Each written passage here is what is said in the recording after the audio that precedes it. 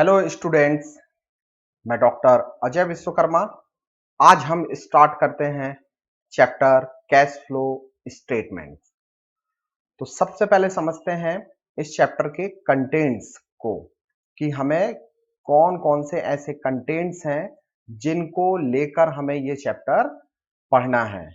First है meaning of cash flow statement, then objectives of cash flow statement, then importance or uses of cash flow statement, then limitation of cash flow statement, then computing cash flow from operating activities, then computing cash flow from investing activity, then financing activity, और last जो हम study करेंगे वो होगी comprehensive problem of cash flow statement.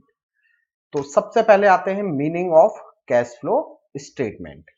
तो cash flow statement किसी भी company की तीन activities means operating, investing and financing के थ्रू कितना कैश का इनफ्लो हो रहा है, मींस कि किसी भी कंपनी में ऑपरेटिंग एक्टिविटीज के थ्रू, इन्वेस्टिंग एक्टिविटीज के थ्रू और फाइनेंसिंग जो एक्टिविटी है उसके थ्रू कितना कैश का इनफ्लो हो रहा है और कितना कैश का आउटफ्लो हो रहा है during a specific period means 12 month में। ये हमको कैश फ्लो स्टेटमेंट के थ्रू ही पता चलता है। तो कैश फ्लो स्टेटमेंट में कैश का इनफ्लो और कैश का आउटफ्लो मींस हमको तीन एक्टिविटीज के थ्रू कैश कितना आ रहा है उस ऑर्गेनाइजेशन में और कैश उस ऑर्गेनाइजेशन से कितना जा रहा है, ये हमें पता चलता है कैश फ्लो स्टेटमेंट के थ्रू। अब कैश का इनफ्लो का मीनिंग क्या होता है कि कैश का बढ़ जाना, और कैश का आउटफ्लो का मीनिंग क्या होता है, कैश का कम हो जाना। चलिए सबसे पहले अब हम ये समझ लेते हैं कि जो बिजनेस में जब कैश का इनफ्लो होता है या कैश का आउटफ्लो होता है तो कितनी एक्टिविटीज के थ्रू हो सकता है, वो तीन एक्टिविटीज के। फर्स्ट है हमारा ऑपरेटिंग एक्टिविटी, सेकंड है इन्वेस्टिंग एक्टिविटी और देन है उसके बाद फाइनल फाइनेंसिंग एक्टिविटी। तो ऑपरेटिंग एक्टिविटी क्या होती है? तो बिजनेस को ऑपरेट करते समय जो एक्टिविटी होती है उस एक्टिविटी को बोला जाता है operating activities, like manufacturing of goods, selling of goods, then selling of services, then marketing and advertising. तो ये जो एक्टिविटी है जो बिजनेस को ऑपरेट करते समय हो रही है, ये एक्टिविटी होती है ऑपरेटिंग एक्टिविटी। तो ऑपरेटिंग एक्टिविटी से कैसे कैश का इनफ्लो होगा और ऑपरेटिंग एक्टिविटी से कैसे कैश का आउटफ्लो होगा, तो इनके एग्जाम्पल को समझते हैं। सपोज करिए कंपनी ने कैश सेल किया है, तो कैश सेल से क्या होगा, कैश का इनफ्लो होगा, मींस पैसा आएगा और इससे कैश बढ़ेगा। तो जब कैश बढ़ता है तो ये होता है इनफ्लो ऑफ कैश। लेकिन purchase of raw material, company ने इसी गुड्स को सेल करने के लिए जो रॉ मटेरियल परचेस किया था, तो परचेस करने से कैश क्या हो रहा है, कम हो रहा है, तो ये होगा आउटफ्लो ऑफ कैश। अब हम आते हैं इन्वेस्टिंग एक्टिविटी में। तो इन्वेस्टिंग एक्टिविटी जो है वो बिजनेस की इन्वेस्टमेंट से रिलेटेड एक्टिविटी है कि कंपनी कहां कहां इन्वेस्टमेंट कर रही है।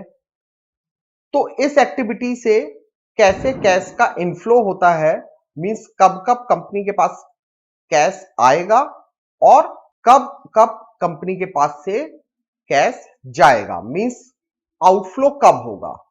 तो इनके एग्जांपल देखते हैं। अगर कंपनी ने इन्वेस्टमेंट को सेल किया हुआ है तो इससे कैश का इनफ्लो होगा। लेकिन अगर कंपनी ने किसी फिक्स्ड एसेट्स को परचेस किया हुआ है तो यह कैश का आउटफ्लो होगा, तो इससे कैश कम हो जाएगा और सेल ऑफ इन्वेस्टमेंट से कैश बढ़ जाएगा। देन फाइनेंसिंग एक्टिविटी में हम आते हैं। तो फाइनेंसिंग जो एक्टिविटी है ये फाइनेंस से रिलेटेड है, मींस इसमें डेब्ट, इक्विटी और डिविडेंड से रिलेटेड ट्रांजैक्शन को रिकॉर्ड किया जाता है। इस एक्टिविटी के थ्रू कब कैश का इनफ्लो होगा, मींस कब कैश हमारा बढ़ेगा, और कब कैश हमारा कम होगा, उसको बोलते हैं आउटफ्लो ऑफ कैश। तो इनके एग्जांपल हम देखते हैं। अगर कंपनी ने पब्लिक को शेयर इशूड किए हुए हैं तो उससे कैश का इनफ्लो होगा। अगर डिवेंचर्स का रिडम्पशन किया है कंपनी ने, रिडम्पशन का मीनिंग होता है पेमेंट से, अगर कंपनी ने अपने डिवेंचर्स होल्डर को पेमेंट किया है तो ये होगा रिडम्पशन ऑफ डिवेंचर्स, और जो आउटफ्लो ऑफ कैश होगा, क्यों, क्योंकि इससे कैश जाएगा। Inflow of cash means cash का बढ़ना, और outflow of cash means cash का कम होना। अब हम आते हैं कुछ एग्जाम्पल पर। इनफ्लो ऑफ कैश के एग्जाम्पल होंगे और आउटफ्लो ऑफ कैश के एग्जाम्पल होंगे। तो like cash sales, cash receive against trade receivable. Trade receivable means आपको अपने डेटर से अगर कैश रियलाइज्ड हुआ है या कैश को सेल करने से कैश रियलाइज्ड हुआ है। Then cash receive of interest commission, cash received from sale of fixed assets, then cash received against loans and advances, then proceed from issue of share और debentures। तो आपने ये जो 1 to 6 तक के जितने भी एग्जाम्पल देखे हैं, इनसे क्या हुआ है, कंपनी में कैश आया है।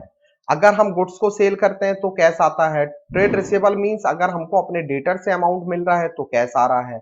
अगर हमको इंटरेस्ट मिल रहा है, कमीशन मिल रहा है, अगर हम किसी भी फिक्स्ड एसेट्स को सेल कर रहे हैं, या हमने लोन लिया हुआ है, या हमने शेयर इशूड कर दिए हैं और डिबेंचर इशूड कर दिए हैं, तो इससे कैश का इनफ्लो होगा। अब कैश के आउटफ्लो के एग्जांपल में मींस जिनसे कैश जाएगा, गुड्स को परचेस किया। ट्रेड पेबल्स मींस हमारे जो क्रेडिटर्स हैं उनको हमने पेमेंट कर दिया। देन किसी भी तरीके के एक्सपेंसेस को हमने पे किया। Then purchase of fixed assets, अगर हमने फिक्स्ड एसेट्स परचेस कर ली है, अगर हमने लोन लिया था उसका अब हम क्या कर रहे हैं, पेमेंट कर रहे हैं, या किसी को लोन दे रहे हैं, और हमारे जो प्रेफरेंस शेयर्स हैं और जो हमारे डिवेंचर्स हैं उनका हम पेमेंट कर रहे हैं, मींस रिडम्पशन कर रहे हैं। तो ये सब एग्जांपल होते हैं कैश के आउटफ्लो के।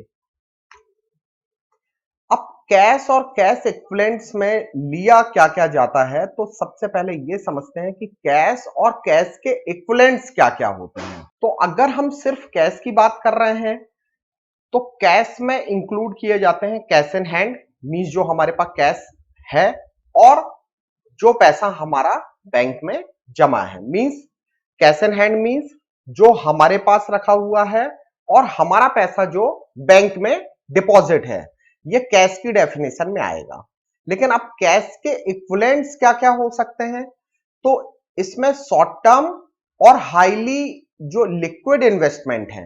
अब हाईली लिक्विड इन्वेस्टमेंट की डेफिनेशन क्या होती है कि इनका जो मैच्योरिटी टाइम है वो 90 डेज और 3 मंथ का होता है, मींस शॉर्ट टर्म इन्वेस्टमेंट होते हैं कि इनको कोई भी कंपनी या कोई भी ऑर्गेनाइजेशन इनको 90 डेज में मैच्योर करवा सकती है। Like current investment, treasury bills, commercial papers, preference shares, ये एग्जांपल हैं किसके, हाईली लिक्विड जो इन्वेस्टमेंट है जिनको हम शॉर्ट टर्म इन्वेस्टमेंट बोलते हैं। ये पार्ट होते हैं कैश एंड कैश इक्विवेलेंट्स के। Then complete cash and cash equivalent में क्या क्या इंक्लूड किए जाएंगे, तो सबसे पहले कैश इन हैंड मींस जो हमारे पास कैश अवेलेबल है, जो हमारा पैसा बैंक में डिपॉजिट है, means balances with bank, cheques, draft on hand. Then current investment means जिनको हम 90 डेज और 3 मंथ में इनको क्या कर सकते हैं, मैच्योर करके इनकी मैच्योरिटी को ले सकते हैं। तो इन सबको प्लस करने के बाद जो भी टोटल आता है ये होता है कैश एंड कैश इक्विवेलेंट्स। अब हम आते हैं अपने मेन टॉपिक पर, और हमारा मेन टॉपिक है cash flow statement. Accounting standard 3 revised के अकॉर्डिंग हमको इसकी स्टडी करनी है। तो जब हम कैश फ्लो स्टेटमेंट तैयार करेंगे तो हमारे पास 3 एक्टिविटी होंगी। फर्स्ट एक्टिविटी होगी ऑपरेटिंग एक्टिविटी, सेकंड एक्टिविटी होगी आपकी इन्वेस्टिंग एक्टिविटी और थर्ड एक्टिविटी होगी आपकी फाइनेंसिंग एक्टिविटी। देन अब हम आते हैं objectives of cash flow statement. Provide information about the cash inflows and outflows from various activities like operating activity, investing activity and financing activity during an accounting period. Means हमको operating activity, investing activity और financing activity के through जो information provide करवाता है उस statement को बोला जाता है कैश फ्लो स्टेटमेंट, जो हमको एक अकाउंटिंग पीरियड की इंफॉर्मेशन प्रोवाइड करवाता है। To determine the net change in cash and cash equivalents, ये हमको नेट चेंज भी शो करके बताता है। मींस नेट चेंज का मीनिंग यहां पर यह हुआ कि हम प्रीवियस और करंट ईयर के जो हमारे बैलेंस शीट के डेटा होते हैं उनको लेकर कैश फ्लो स्टेटमेंट तैयार होता है। Means previous to balance sheet के डेटा को लेकर ही हम कैश फ्लो स्टेटमेंट तैयार करते हैं। तो प्रीवियस ईयर के बैलेंस शीट के डेटा और करंट ईयर के बैलेंस शीट के डेटा को लेकर ही हम कैश फ्लो स्टेटमेंट कराते हैं। तो प्रीवियस ईयर हमारी क्या पोजीशन थी और करंट ईयर हमारी क्या पोजीशन हुई, ये हमको कैश फ्लो स्टेटमेंट के थ्रू पता चल जाता है। नेक्स्ट अब हम आते हैं इंपॉर्टेंस और uses of cash flow statement. Helps in short term financial planning. With the help of cash flow statement हम किसी भी ऑर्गेनाइजेशन की शॉर्ट टर्म जो फाइनेंशियल प्लानिंग है, मींस कि कितना रिसिप्ट होने वाला है और कितना हम पेमेंट्स करने वाले हैं, ये इंफॉर्मेशन हमको कैश फ्लो स्टेटमेंट से पता चल जाती है। Then helps in efficient cash management. Management को, जो कंपनी का मैनेजमेंट होता है, उसको कैश फ्लो स्टेटमेंट से कैश के सरप्लस और कैश की डेफिसिट की इंफॉर्मेशन पता चल जाती है। मींस कि कैश हमारे पास अगर बढ़ गया है तो ये कैश का सरप्लस होगा और अगर कैश कम हो गया है तो वो डेफिसिट होगी। तो कैश फ्लो स्टेटमेंट बनाने के बाद हमको ये पता चल जाता है कि हमारा जो कैश है वो प्रीवियस ईयर के कंपेयर में इस साल बढ़ा है तो सरप्लस हुआ, और अगर प्रीवियस ईयर के कंपेयर में इस साल कम हुआ है तो ये डेफिसिट हुआ। थर्ड है helps in comparative study. Means cash flow statement के थ्रू हम बना सकते हैं कैश बजट को, और कैश बजट तैयार करके हम कंपैरेटिव स्टडी कर सकते हैं। Then helps in determining cash flow from different activities separately. Cash flow statement divides the activity in 3 parts. कौन कौन सी एक्टिविटीज इसमें इंक्लूड की गई हैं? फर्स्ट है ऑपरेटिंग एक्टिविटी, इन्वेस्टिंग एक्टिविटी और फाइनेंसिंग एक्टिविटीज।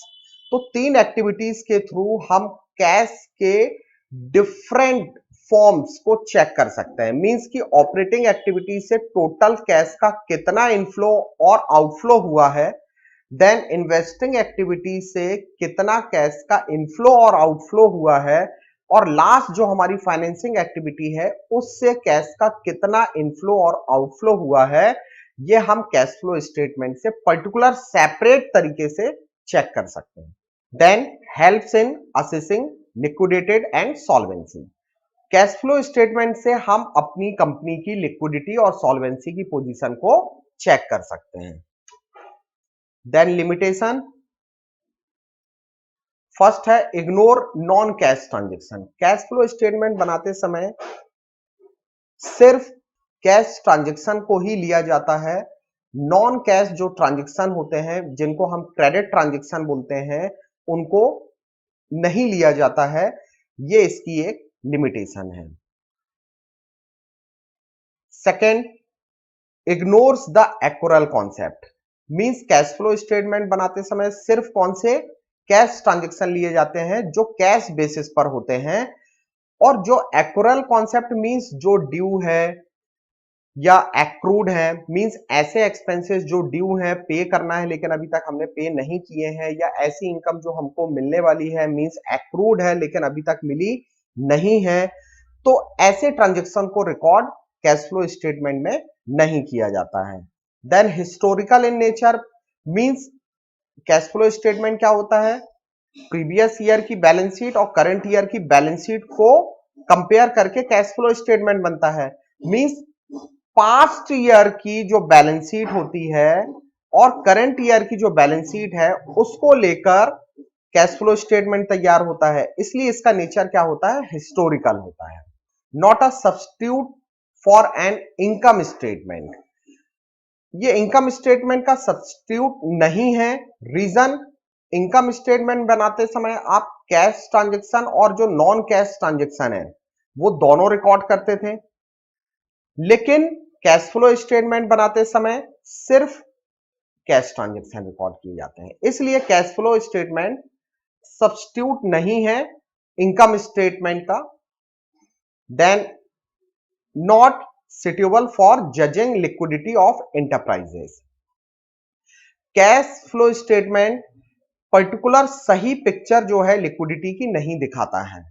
इससे हमको 100% हमारी कंपनी की जो लिक्विडिटी है उससे पता नहीं चल पाती है, क्योंकि इसमें कई ट्रांजैक्शन जो ड्यू और एक्यूरल बेसिस पर होते हैं उनको छोड़ दिया जाता है, जिस रीजन से हमको हमारे कंपनी की जो सही पिक्चर है ऑफ लिक्विडिटी वो पता नहीं चल पाती है।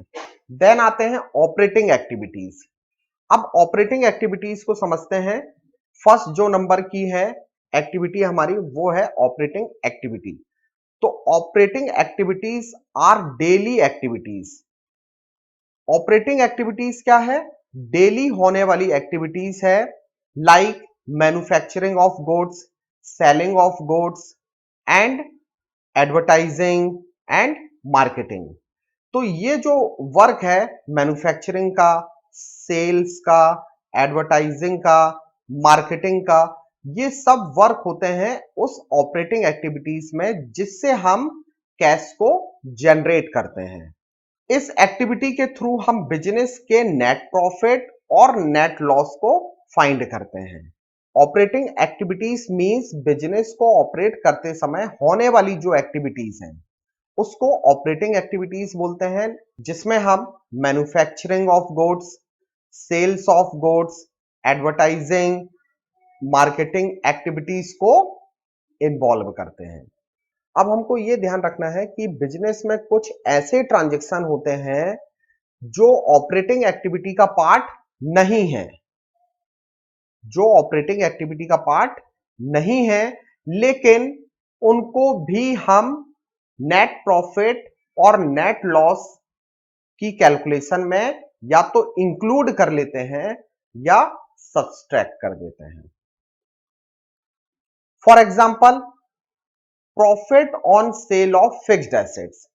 अब जो profit on sale of fixed assets, क्योंकि हमारी ऑर्गेनाइजेशन किसी भी तरीके की फिक्स्ड एसेट्स को सेल करने का काम नहीं करती है। अब अचानक हमको किसी फिक्स्ड एसेट्स को सेल करना पड़ा, और जब सेल करना पड़ा तो उस एसेट्स की जो बुक वैल्यू थी उससे हमें मार्केट वैल्यू ज्यादा मिल गई। मींस हमें ज्यादा प्रॉफिट हो गया, कॉस्ट वैल्यू हमारी कम हो गई, बुक वैल्यू कम हो गई और हमारा सेल प्राइस ज्यादा हो गया। तो जब सेल प्राइस ज्यादा हो जाता है तो इस कंडीशन में कंपनी को प्रॉफिट हो जाता है।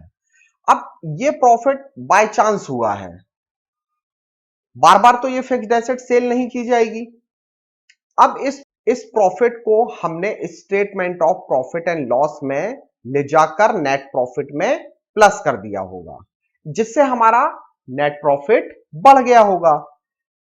तो ऐसे ट्रांजैक्शन जो इनका बिजनेस के ऑपरेशन में, मींस बिजनेस में ये ट्रांजैक्शन हो या ना हो, इनसे ऑपरेट करते समय कोई भी तरीके का इफेक्ट नहीं पड़ता है। तो बाय चांस होने वाले प्रॉफिट या लॉस को अगर हमने अपने नेट प्रॉफिट में प्लस या माइनस कर लिया है तो इन ट्रांजैक्शन को हमें ऑपरेटिंग एक्टिविटी बनाते समय अलग करना पड़ेगा।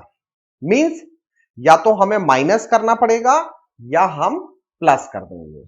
देन अब हम ये समझते हैं कि जो ऑपरेटिंग एक्टिविटी है उसको रेवेन्यू प्रोड्यूसिंग एक्टिविटी भी बोला जाता है। रीजन क्या है? क्योंकि ऑपरेटिंग एक्टिविटी के थ्रू ही किसी भी कंपनी में रेवेन्यू जनरेट होता है। अब हम एग्जाम्पल के थ्रू समझते हैं। मींस अगर हम ऑर्गेनाइजेशन का क्लासिफिकेशन करें तो there are two types of organisation. First is non financial organisation, means कि जो फाइनेंस का वर्क नहीं करती हैं, जो काम करती हैं मैन्युफैक्चरिंग का, जो काम करती है रिटेल का, मींस ट्रेडिंग का, और सर्विस प्रोवाइड करने का। इन ऑर्गेनाइजेशन को बोला जाता है नॉन फाइनेंशियल ऑर्गेनाइजेशन। और एक ऑर्गेनाइजेशन होती है जिसको हम फाइनेंशियल ऑर्गेनाइजेशन बोलते हैं, ये फाइनेंस का वर्क करती है। तो इनके लिए जो नॉन फाइनेंशियल ऑर्गेनाइजेशन है, जो मैन्युफैक्चरिंग का काम कर रही हैं, रिटेल का काम कर रही हैं, सर्विस प्रोवाइड करने का काम कर रही हैं, तो इनके लिए operating activity means revenue producing activity कौन कौन सी होगी, कहां से इनको रेवेन्यू जनरेट होगा। तो अगर हम मैन्युफैक्चरिंग करने वाली ऑर्गेनाइजेशन का एग्जांपल लें, तो मैन्युफैक्चरिंग करने से रिलेटेड और गुड्स को सेल करने से रिलेटेड जो भी एक्टिविटी हुई, उससे जो रेवेन्यू जनरेट हुआ, ये होगा रेवेन्यू प्रोड्यूसिंग एक्टिविटी का पार्ट। देन रिटेल करने वाली जो ऑर्गेनाइजेशन है, मीन जो मैन्युफैक्चरिंग का काम नहीं कर रही है, पर्टिकुलर गुड्स को खरीदती है और गुड्स को सेल कर देती है, तो यहां से जो भी इनको अर्निंग होगी वो होगी रेवेन्यू प्रोड्यूसिंग एक्टिविटी। अब ऐसी नॉन फाइनेंशियल ऑर्गेनाइजेशन जो सर्विस प्रोवाइड करने का काम कर रही है, तो अगर इनको अपनी सर्विस को सेल करने से या सर्विस प्रोवाइड करने से अगर इनको किसी भी तरीके का कैश का इनफ्लो हुआ है, तो ये होगा रेवेन्यू प्रोड्यूसिंग एक्टिविटी। देन अब आते हैं हम फाइनेंशियल ऑर्गेनाइजेशन के लिए, जो फाइनेंस का काम करती हैं। तो फाइनेंस का काम करने वाली जो ऑर्गेनाइजेशन है, अगर ये किसी को लोन प्रोवाइड कर रही हैं, अगर ये लोन ले रही हैं, डीलिंग इन सिक्योरिटीज, तो इस तरीके से जो इनको इनकम हो रही है, जिससे कैश का इनफ्लो हो रहा है, तो ये होगा रेवेन्यू प्रोड्यूसिंग एक्टिविटी। किनके लिए? उन फाइनेंशियल ऑर्गेनाइजेशन के लिए। अब हम ये समझ लेते हैं कि जो नॉन फाइनेंशियल इंटरप्राइजेस हैं, उनको कहां से कैश का इनफ्लो होगा और कहां ये कैश का आउटफ्लो करेंगी, और जो हमारी फाइनेंशियल इंटरप्राइजेस हैं, इनके पास कैश कहां से आएगा और ये कहां उसका पेमेंट करेंगे। तो फर्स्ट हम देखने वाले हैं नॉन फाइनेंशियल इंटरप्राइजेस के लिए। तो नॉन फाइनेंशियल इंटरप्राइजेस के लिए मींस जो मैन्युफैक्चरिंग का काम करती हैं, रिटेल का काम करती हैं और सर्विस प्रोवाइड करने का काम करती हैं, तो इनको जो भी ये गुड सेल करेंगे या जो भी ये सर्विस सेल करेंगे, तो इससे कैश का इनफ्लो होगा। अगर इन्होंने किसी भी तरीके की रॉयल्टी इनको मिली है या फीस मिली है या कमीशन अगर इनको मिला है या कोई अदर इनकम हुई है, तो ये इनफ्लो ऑफ कैश होगा। Then cash receipt from trade receivable, इनको अपने डेटर से या बिल रिसेबल से कैश रियलाइज्ड हुआ है, तो ये कैश का इनफ्लो होगा। देन कैश आउटफ्लो देख लेते हैं। आउटफ्लो के कौन कौन से एग्जांपल हैं, जैसे फॉर एग्जांपल है सप्लायर से, मींस जिनसे हमने गुड्स परचेज किया था, अब हम इनको क्या कर रहे हैं, पेमेंट कर रहे हैं। चाहे हमने गुड्स परचेज किया था उनसे या सर्विस परचेज की थी, अगर हमने पेमेंट किया है तो ये कैश का आउटफ्लो होगा। Then cash payment of wages, salaries and payment to employees, अगर हमने अपने एम्प्लॉइज को सैलरी प्रोवाइड की है या अपने वर्कर्स को वेजेस प्रोवाइड किया है, तो इससे कैश का आउटफ्लो होता है। देन कैश पेमेंट्स और रिफंड ऑफ इनकम टैक्स, अगर हमने इनकम टैक्स का पेमेंट किया है या रिफंड ऑफ इनकम टैक्स को एडजस्ट करने के बाद नेट कितना टैक्स पे किया है, तो ये एग्जांपल होगा आउटफ्लो ऑफ कैश का। देन फाइनेंशियल एंटरप्राइजेस के लिए अब हम बात करते हैं, जो सिर्फ फाइनेंस का काम करते हैं, जो मैन्युफैक्चरिंग का काम नहीं करते, रिटेल का काम नहीं करते और सर्विस प्रोवाइड करने का काम नहीं करते हैं, तो ऐसी ऑर्गेनाइजेशन को नॉन फाइनेंशियल ऑर्गेनाइजेशन बोला जाता है। तो जैसे receipt from sale of security, अगर इन्होंने किसी भी तरीके की सिक्योरिटी मींस इन्वेस्टमेंट को सेल किया हुआ है, तो या उन इन्वेस्टमेंट पर इनको डिविडेंड वगैरह मिला हुआ है या इंटरेस्ट मिला हुआ है जो भी इन्होंने लोन दिया था, तो ये सब जो एग्जाम्पल होंगे ये इनफ्लो ऑफ कैश के एग्जाम्पल हैं। देन आउटफ्लो ऑफ कैश में आ जाए, payment for purchase of security means अगर सिक्योरिटी को परचेस करते समय किसी भी तरीके का कोई एक्सपेंडिचर किया हुआ है या payment of interest on loan, loan जो इन्होंने लिया था उसका ये पेमेंट कर रहे हैं इंटरेस्ट का, तो इससे कैश का आउटफ्लो होगा। अगर इन्होंने अपने एम्प्लॉइज को सैलरी प्रोवाइड की है या वर्कर्स को वेजेस प्रोवाइड की है या टैक्स पे किया है, तो ये सब एग्जांपल होंगे आउटफ्लो ऑफ कैश के। नेक्स्ट है, अब हम वन बाय वन ये देखते हैं कि ये जो एग्जांपल में 14 ट्रांजैक्शन रिकॉर्ड हैं, इनमें से आपको सिलेक्ट करना है कि कौन कौन से ट्रांजैक्शन जो है वो ऑपरेटिंग एक्टिविटी से रिलेटेड हैं। जैसे फर्स्ट है हमारा purchase of furniture. Purchase of furniture जो है ये इन्वेस्टिंग एक्टिविटी का ट्रांजैक्शन है। पेमेंट ऑफ डिविडेंड ये फाइनेंसिंग एक्टिविटी का ट्रांजैक्शन है। तो हमें सिलेक्ट कौन सा करना है, ऑपरेटिंग एक्टिविटी का, मींस जिनका रिलेशन बिजनेस के ऑपरेशन से हो, मींस ऑपरेट करते समय हुए हो ये एक्सपेंडिचर, तो ये होंगे ऑपरेटिंग एक्सपेंडिचर। तो इनको सिलेक्ट करना है। जैसे कैश सेल, कैश सेल जो है ये डेली के ट्रांजैक्शन होते हैं, तो ये ऑपरेटिंग एक्टिविटी का पार्ट होगा। Cash paid to trade payables, जिनसे हमने गुड्स खरीदा है उनको हमने पेमेंट किया है, तो ये भी ऑपरेटिंग एक्टिविटी का एग्जांपल होगा। सेलिंग एक्सपेंसेस, जो भी हमने एक्सपेंसेस पे किए हैं गुड्स को सेल करते समय, तो ये एग्जांपल होगा ऑपरेटिंग एक्टिविटी का।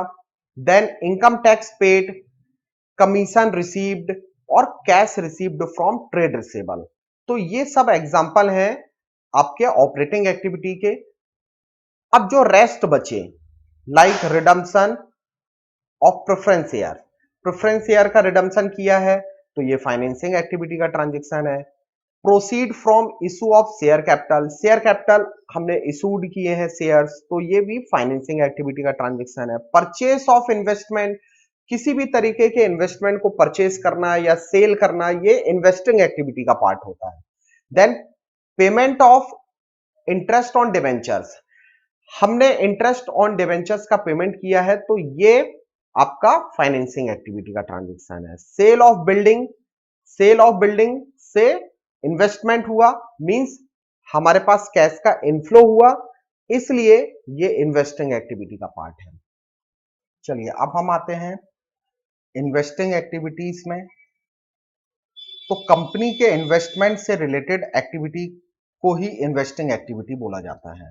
मींस फिजिकल एसेट्स को परचेज करना, इन्वेस्टमेंट को परचेज करना और उनको सेल करना ही इस एक्टिविटी का पार्ट है।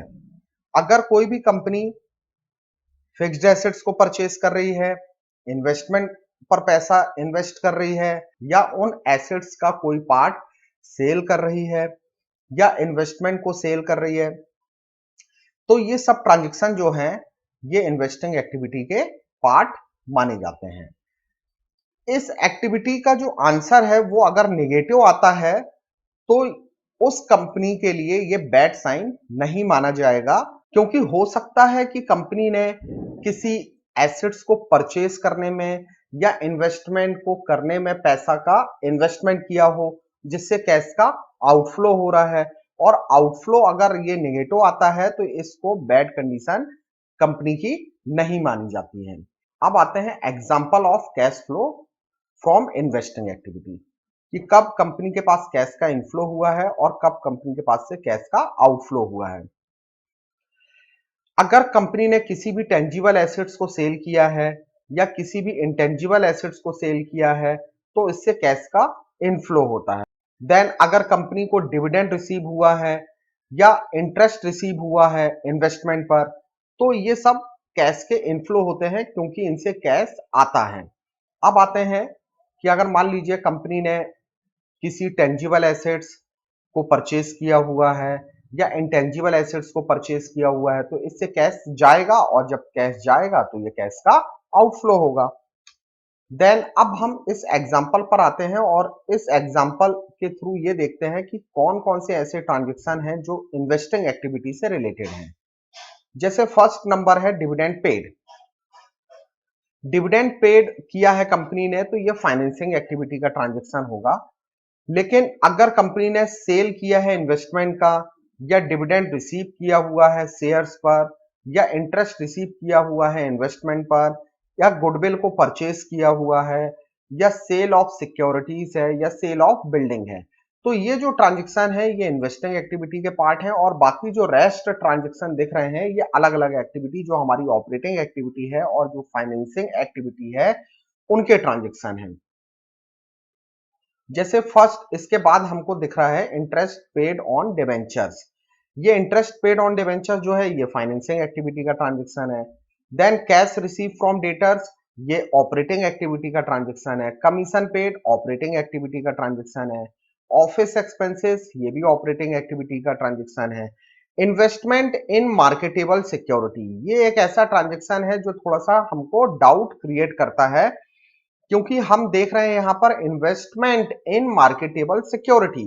तो जो मार्केटेबल सिक्योरिटी होती है ये शॉर्ट टर्म एसेट्स कहलाती हैं। मींस इनकी जो मैच्योरिटी है वो 90 डेज होती है और 3 मंथ में इनको मैच्योर करवाया जा सकता है। तो इसलिए इस इन्वेस्टमेंट को शॉर्ट टर्म इन्वेस्टमेंट माना जाएगा, और शॉर्ट टर्म जो इन्वेस्टमेंट होते हैं वो इन्वेस्टिंग एक्टिविटी का पार्ट नहीं होते हैं। इनको हम कैश और कैश इक्विवेलेंट्स में इंक्लूड कर लेते हैं।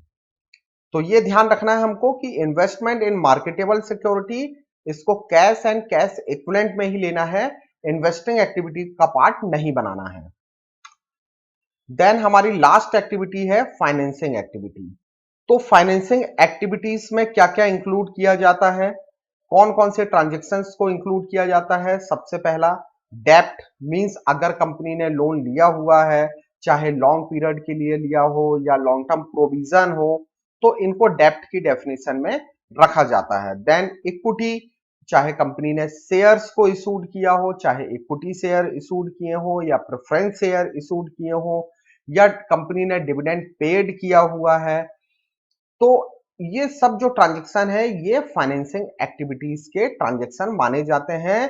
फाइनेंसिंग एक्टिविटी इन्वेस्टर्स और मैनेजमेंट को कंपनी के कैपिटल स्ट्रक्चर की इंफॉर्मेशन प्रोवाइड करता है कि उसे कैसे मैनेज किया जा सकता है।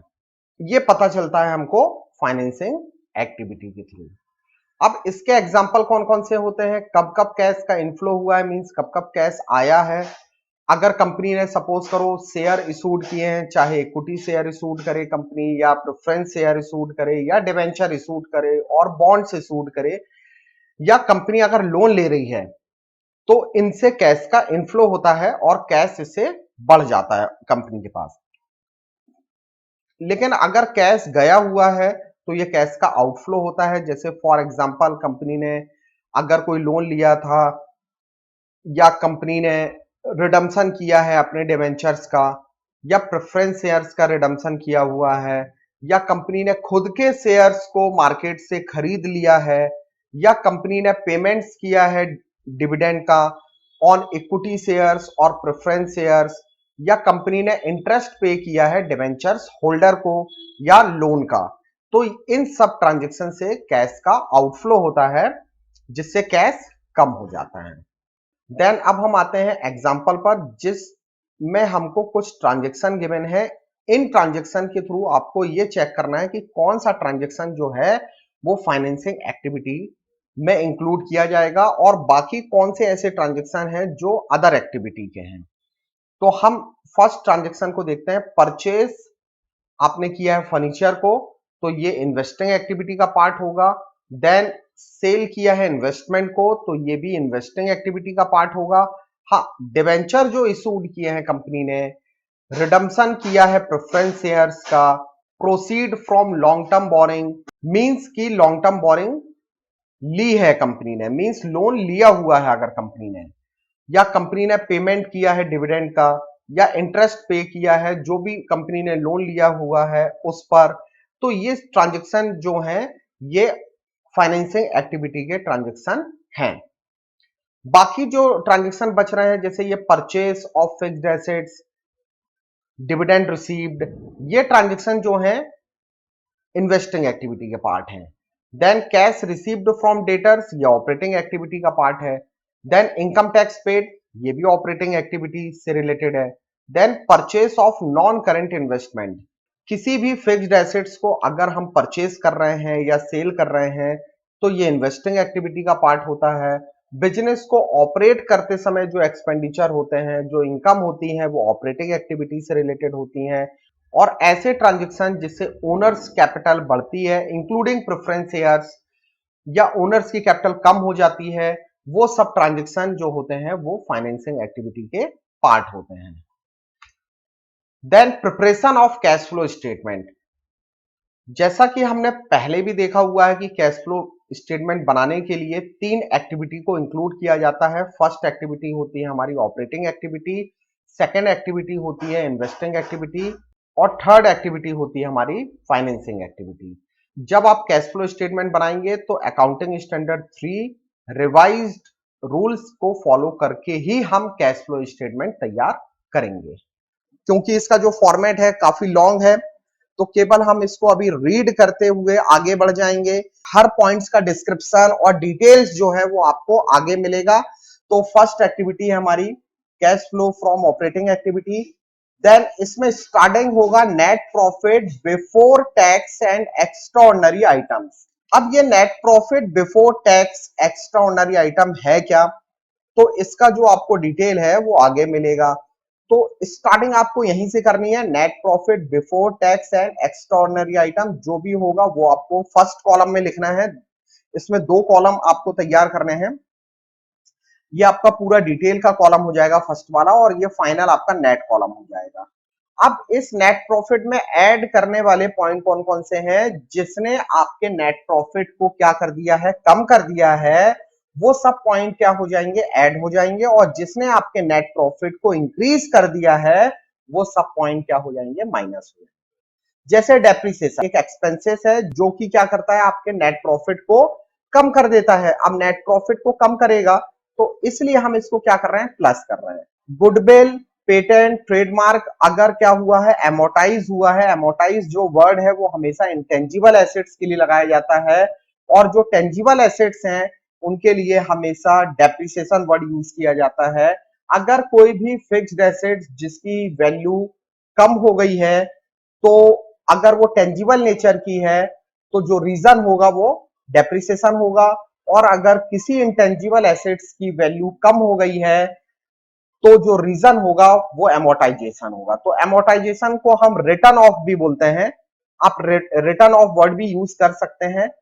तो गुडविल, पेटेंट, ट्रेडमार्क के राइट ऑफ होने से या एमोटाइज होने से क्या हो जाता है, ये प्रॉफिट हमारा जो है नेट प्रॉफिट कम हो जाता है। तो हम इसलिए इसको क्या करते हैं, प्लस कर देते हैं। देन इंटरेस्ट ऑन बोरिंग्स, जो भी हमने लोन लिया हुआ है, चाहे शॉर्ट टर्म लोन लिया हो या लॉन्ग टर्म लोन लिया हो, या डिवेंचर्स को इशूड करते समय अपने डिवेंचर्स होल्डर को इंटरेस्ट पे करना हो, तो ये सब जो इंटरेस्ट है ये आपके नेट प्रॉफिट को क्या करते हैं, कम कर देते हैं। तो इनको हमें क्या करना है, प्लस कर देना है। फिर अगर आपको loss on sale of fixed assets और इन्वेस्टमेंट, अगर ये एक लॉस है, लॉस ने आपके नेट प्रॉफिट को क्या किया होगा, कम किया होगा, तो अगेन इसको आपको क्या करना है, प्लस करना है। Premium on redemption of preference shares और डिवेंचर्स, प्रीमियम पर कंपनी अपने प्रेफरेंस शेयर्स का या डिवेंचर्स का क्या करती है, रिडम्पशन कर सकती है। तो वो कंपनी के लिए एक लॉस होता है, और वो लॉस जो है वो आपके नेट प्रॉफिट को क्या करता है, कम कर देता है। इसलिए हमें इनको प्लस करना है। तो ऐसे पॉइंट प्लस हो जाएंगे जिससे आपका नेट प्रॉफिट कम हुआ है, और ऐसे पॉइंट है ना माइनस हो जाएंगे जिससे आपका नेट प्रॉफिट बढ़ गया है। जैसे profit on sale of fixed asset, अगर आपको कोई प्रॉफिट हुआ है तो इसने आपके ऑलरेडी प्रॉफिट को क्या कर दिया है, बढ़ा दिया है। तो इसको आपको क्या करना है, माइनस करना है। इंटरेस्ट इनकम अगर आपको मिली है, या डिविडेंड इनकम मिली है, या रेंटल इनकम मिली है, तो ये सब पॉइंट आपके प्रॉफिट को क्या करते हैं, इंक्रीज कर देते हैं। तो देन इनको आपको ब्रैकेट में लिखकर उस नेट प्रॉफिट से माइनस करना है। ये अमाउंट जो भी माइनस वाले होंगे वो सब अंडर द ब्रैकेट आएंगे। देन जब हम इतना ट्रांजेक्शन कर लेंगे, मींस नेट प्रॉफिट में ये सब प्लस और माइनस कर लेंगे, तब जो भी रिजल्ट आएगा वो होगा operating profit before working capital changes. ये अब आ गया, हम किस स्टेप में आ गए, operating profit before working capital changes में आ गए। अब इसके बाद ना इसमें ऐड करना है डिक्रीज इन करंट एसेट्स और इंक्रीज इन करंट लायबिलिटी। अगर कोई भी करंट एसेट्स या कोई भी करंट लायबिलिटी, अगर करंट एसेट्स कम हुई है या करंट लायबिलिटी बढ़ी है, तो ये उस ऑपरेटिंग प्रॉफिट बिफोर जो वर्किंग कैपिटल चेंजेस आ रहा है उसमें आपको क्या करना है, इसको प्लस कर देना है, ऐड कर देना है। और अगर इसके अपोजिट की अगर कोई करंट एसेट्स बढ़ गई है या कोई करंट लायबिलिटी कम हो गई है, तो उसको आपको क्या कर देना है, उसी operating profit before working capital में माइनस कर देना है। तब हम पहुंचेंगे कहां पर, cash generated from operating activities में। ये ध्यान रखना है कि जो भी करंट एसेट्स में आपको कैश एंड कैश के इक्विवेलेंट्स जो भी एसेट्स हैं उनको नहीं लेना है। हम आगे देखेंगे कि वो रीजन क्यों है कि हम कैश और कैश इक्विवेलेंट को नहीं लेते हैं। हम इस पॉइंट पर पहुंच चुके हैं, cash generated from operating activity. जब हम इतना पोर्शन मींस प्लस माइनस कर लेंगे एसेट्स और लायबिलिटी का चेंजेस करके, तब आएगा जो भी रिजल्ट वो होगा cash generated from operating activity. Then इसमें से माइनस करना है income tax paid. Income tax paid minus करेंगे, और अगर कोई भी रिफंड ऑफ टैक्स है तो इसको आप चाहे तो प्लस कर सकते हैं। तो एक क्या हो रहा है, माइनस हो रहा है, और एक क्या हो रहा है, प्लस हो रहा है। रिफंड ऑफ टैक्स का मतलब आपको टैक्स रिफंड आ चुका है, तो ये क्या हो जाएगा, इससे आपका प्रॉफिट बढ़ जाएगा। और इनकम टैक्स पे करने से क्या होगा, आपका प्रॉफिट कम हो जाएगा। तो एक प्लस हो रहा है और एक माइनस हो रहा है, इसलिए आप दोनों को एडजस्ट करके यहां पर क्या करना है, अगर इनकम टैक्स पेड ज्यादा है और रिफंड कम है तो यहां पर माइनस कर देना है। कहां पहुंच गए अब हम, cash flow before extra ordinary item, ये हमारा आ चुका है। देन अब इसमें एक्स्ट्रा ऑर्डिनरी आइटम ही क्या करना है, प्लस करना है और माइनस करना है। अब ये एक्स्ट्रा ऑर्डिनरी आइटम क्या होते हैं, इनका डिटेल आपको, इनका डिस्क्रिप्शन आपको आगे मिलेगा। तो बस आपको ये अभी फॉर्मेट का सीक्वेंस ध्यान रखना है कि इस सीक्वेंस में ही आपको ऑपरेटिंग एक्टिविटी तैयार करनी है। जब आप ये एक्स्ट्रा ऑर्डिनरी आइटम है ना, क्या करते हैं, प्लस कर देते हैं और माइनस कर देते हैं, तब आपका जो फाइनल आंसर आता है ये होता है cash flow from operating activity. जो फाइनल आंसर आएगा वो आप सेकंड कॉलम में लिखेंगे। ये हमारी फर्स्ट एक्टिविटी हो चुकी है। देन अब हम आते हैं सेकंड एक्टिविटी में, और सेकंड एक्टिविटी का जो सीक्वेंस है वो है, सबसे पहले कि इस एक्टिविटी में जो भी फिक्स्ड एसेट्स का सेल हुआ हो या फिक्स्ड एसेट्स को आपने परचेस किया हो, वो सब ट्रांजेक्शन आपको इस एक्टिविटी में लिखना है। जैसे proceed from sale of fixed assets, अगर आपने कोई फिक्स्ड एसेट जो है वो सेल की है, अगर आपने कोई इन्वेस्टमेंट, लेकिन ये ध्यान रखना है एक्सक्लूडिंग करंट इन्वेस्टमेंट, मीन जो शॉर्ट टर्म इन्वेस्टमेंट है उसको छोड़कर, अगर कोई लॉन्ग टर्म इन्वेस्टमेंट सेल किया है, या आपने कोई इंटेंजिबल एसेट्स को सेल किया है, या आपको इंटरेस्ट और डिविडेंड रिसीव हुआ है, वो भी नॉन फाइनेंशियल इंटरप्राइजेस के लिए। फाइनेंशियल इंटरप्राइजेस के लिए ये इन्वेस्टिंग एक्टिविटी का पार्ट नहीं होगा, वो उनके लिए ऑपरेटिंग एक्टिविटी का पार्ट हो जाएगा। ये interest and dividend receive by financial company, वो उनके लिए ऑपरेटिंग एक्टिविटी का पार्ट होगा, लेकिन इंटरेस्ट और dividend received for non financial enterprises, ये इनके लिए इन्वेस्टिंग एक्टिविटी का पार्ट है। अगर कोई रेंटल इनकम है या, तो ये सब जो है इनसे कैश का इनफ्लो होगा, इसलिए इनको ओपन ब्रैकेट में आपको इनका अमाउंट लिखना है।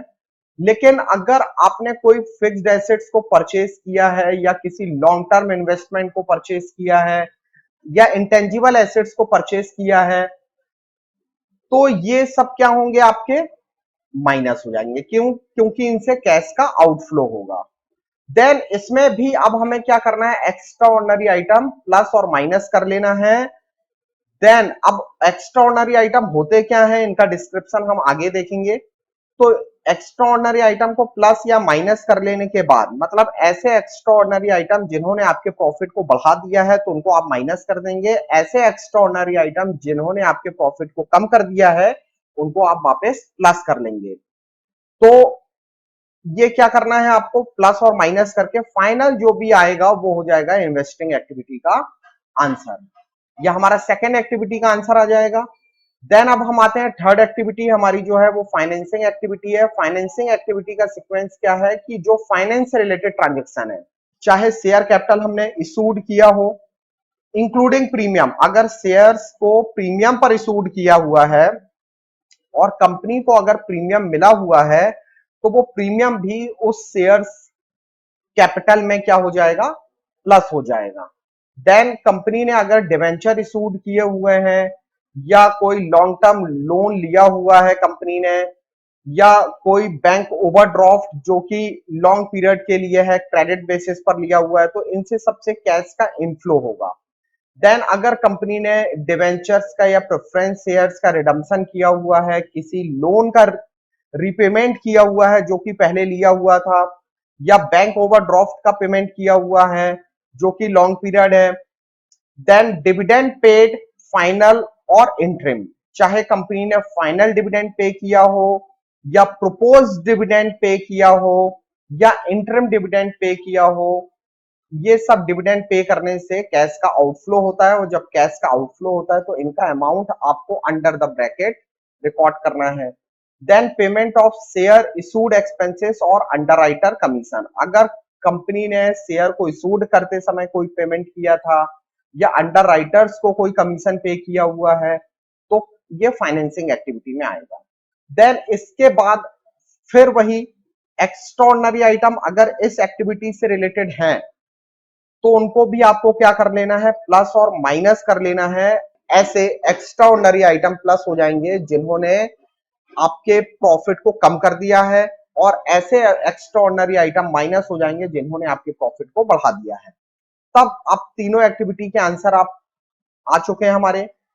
ऑपरेटिंग एक्टिविटी का आंसर हमने बाहर लिखा था सेकंड कॉलम में, इन्वेस्टिंग का भी हमने बाहर लिखा था और फाइनेंसिंग का भी हमने बाहर लिखा। जब हम तीनों एक्टिविटी के फाइनल आंसर को क्या करते हैं, प्लस कर लेते हैं, तो इसके बाद हम कंपेयर करते हैं यहां पर कि कौन सा आंसर प्लस में था, कौन सा आंसर माइनस में आया है। मींस ओपन द ब्रैकेट, कौन सा ऑप्शन है ना प्लस में है और कौन सा ऑप्शन जो है वो माइनस में है। तो प्लस और माइनस को एडजस्ट करने के बाद जो फाइनल आंसर आएगा, अगर ये पॉजिटिव आता है, अगर ये आंसर पॉजिटिव आता है तो ये net increase in cash and cash equivalent होगा, जो ए प्लस बी प्लस सी को ऐड करने के बाद आया। मींस फर्स्ट सेकंड और थर्ड को प्लस और माइनस करने के बाद जो हमने आंसर गेट किया है, अगर ये पॉजिटिव आंसर है तो ये नेट इंक्रीज होगा किसका, कैश एंड कैश इक्विवेलेंट का। और अगर ये आंसर मींस नेगेटिव आ रहा है तो ये कैश का क्या हो जाएगा, डिक्रीज हो जाएगा। और फिर इसके बाद इसी जो आंसर में आपको ना opening cash and cash equivalent, जो जिसमें हमें क्या क्या लेना है, कैश इन हैंड लेना है, बैलेंसेस विथ बैंक्स लेना है, चेक्स ड्राफ्ट इन हैंड्स लेना है, करंट इन्वेस्टमेंट लेना है और शॉर्ट टर्म डिपॉजिट लेना है। तो ये सब अगर आपके क्वेश्चन में मिलते हैं तो इनको आप वन बाय वन यहां रिकॉर्ड करेंगे अंदर के कॉलम में। देन इनका जो टोटल है वो बाहर आपको लिखना है सेकंड कॉलम में। फिर अगर ये आंसर जो पॉजिटिव है और इनको इससे क्या करना है, इसको प्लस करना है, तब आपका आंसर जो आएगा वो फाइनल किसके इक्वल होगा, वो आंसर होगा क्लोजिंग कैश और कैश इक्विवेलेंट की अमाउंट के equal. Means cash in hand, balances with banks, cheques draft in hand, current investment और शॉर्ट टर्म डिपॉजिट। तो इन सब का जो भी टोटल होगा वो इस टोटल से मैच होना चाहिए।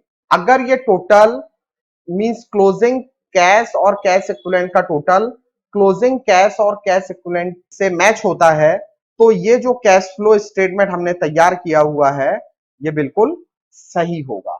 हमने फॉर्मेट तो समझ लिया, लेकिन फॉर्मेट में सबसे पहली जो एक्टिविटी थी हमारी वो थी ऑपरेटिंग एक्टिविटी। तो ऑपरेटिंग एक्टिविटी में हमारा जो फर्स्ट जिससे हमने स्टार्ट किया हुआ था, और वो था net profit before tax and extraordinary item. ये हमने जब ऑपरेटिंग एक्टिविटी स्टार्ट की थी, तो ऑपरेटिंग एक्टिविटी में हमने देखा था net profit before tax and extraordinary item. ये वर्किंग नोट था। तो ये जो वर्किंग नोट है मींस कई बार आपके क्वेश्चन में ना ये गिवन नहीं होता है। Net profit before tax and extraordinary item आपके क्वेश्चन में गिवन नहीं होता है। तो इसको कैसे फाइंड करेंगे हम? तो इसको फाइंड करने के लिए नेक्स्ट टॉपिक है हमारा, वो है net profit before tax and extraordinary item. उस नेट प्रॉफिट की वर्किंग कैसे करेंगे? तो उसकी वर्किंग आपको करनी है surplus, that is balance in statement of profit and loss. चाहे आप सरप्लस बोलो या statement of profit and loss का बैलेंस बोलो, बात एक ही है। क्लोजिंग आपको और ओपनिंग, ये दोनों के दोनों बैलेंस आपके क्वेश्चन में मिलेंगे। क्लोजिंग बैलेंस सबसे पहले आपको लेना है, उसमें से आपको माइनस करना है ओपनिंग बैलेंस। तो क्लोजिंग बैलेंस में से ओपनिंग बैलेंस को क्या करना है? आपको माइनस करना है। तो माइनस करने के बाद जो रिजल्ट आएगा उसमें आपको ना कुछ चीजें प्लस करनी है और कुछ चीजें माइनस करनी है। तो प्लस क्या क्या होंगे? जैसे ट्रांसफर टू रिजर्व, जिससे आपका प्रॉफिट क्या हो जाएगा? बढ़ जाए। तो वो सब चीजें ना आपको क्या कर देना है? माइनस कर देना है। और जिससे आपका प्रॉफिट कम हो जाए तो आपको क्या कर देना है? प्लस कर देना है। जैसे ट्रांसफर टू रिजर्व, अगर आपने प्रॉफिट में से पैसा निकालकर रिजर्व में ट्रांसफर कर दिया है तो इससे आपका प्रॉफिट क्या हो जाएगा? कम हो जाएगा। तो इसलिए आपको इसको क्या कर देना है? प्लस कर देना है। लेकिन अगर ट्रांसफर फ्रॉम रिजर्व है तो अब रिजर्व में से पैसा निकालकर प्रॉफिट में ट्रांसफर किया है, तो इससे आपका प्रॉफिट क्या हो जाएगा? बढ़ जाएगा। और जब प्रॉफिट बढ़ जाएगा तो इसको आपको क्या करना पड़ेगा? माइनस करना पड़ेगा। Provision for tax, provision for tax आपको अगर 2 इयर्स के मिलते हैं तो इसका जो डिटेल है आपको वीडियो में आगे मिलेगा।